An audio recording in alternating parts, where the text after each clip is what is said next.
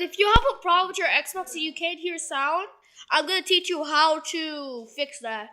Number you go to your settings, okay? Now you do this.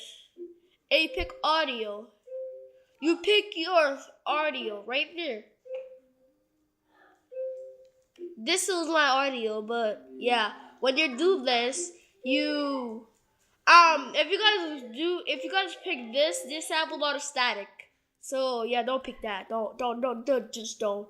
Okay, when you do that, you go right there. Okay. Wait, I find it for you guys. You click this one.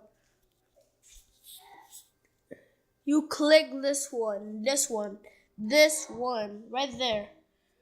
Play. You click it. Restart your Xbox and you can play.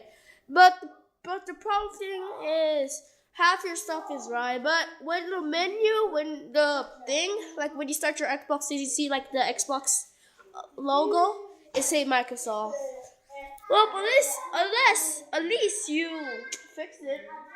So yeah. So bye. And like the video if this helps, and subscribe and leave a comment if it works for you. I don't know if it works for everyone, but I already know it works. Guess what? Blah.